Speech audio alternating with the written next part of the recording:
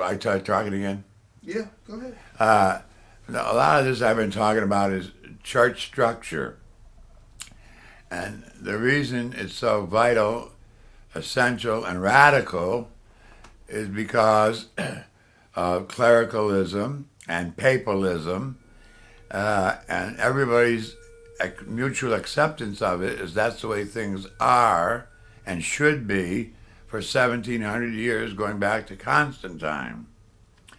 But when you study the pre-Constantinian era and the biblical era itself, and remember the Bible was written 30 to 90 years after the church was founded. You can't have a Bible without a church because the church wrote the Bible as one part of its tradition.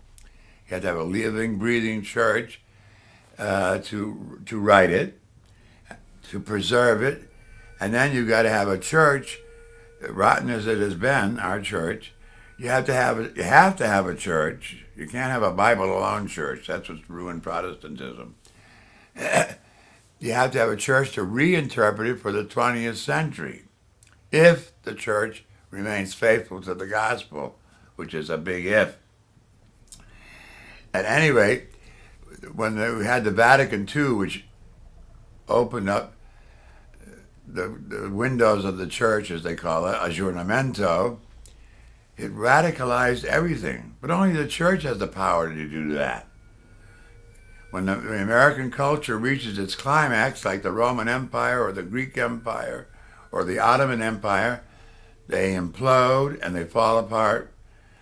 They become barbarians, or the barbarians take over, and you have to wait another couple hundred years or a long eon before you can resurrect another civil kind of government.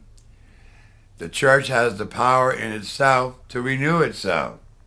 But of course, the church is totally human, as well together with its divine presence in the mysterious form of the Holy Spirit. And people don't want to reform.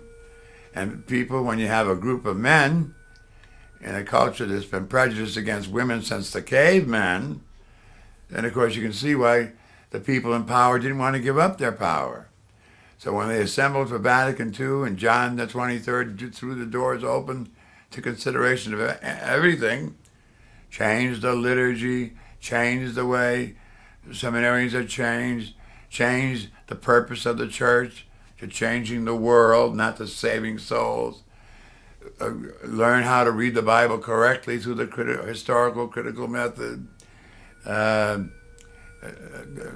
Promote an option for the poor, which is from the mouth of Jesus. He didn't say those words, but he certainly intended them, undeniably.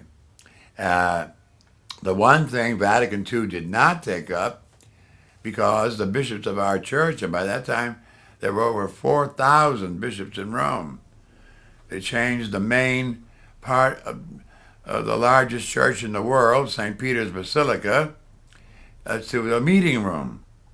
And the bishops sat on bleachers, specially built bleachers, each with a little desk in front of him. And they talked about every facet of church life you can think of, except structure and governance. So we don't forgive them for not touching that, but we got so many advantages and such a new breath of life and such a new openness to changing the world. We sort of let them get away with it.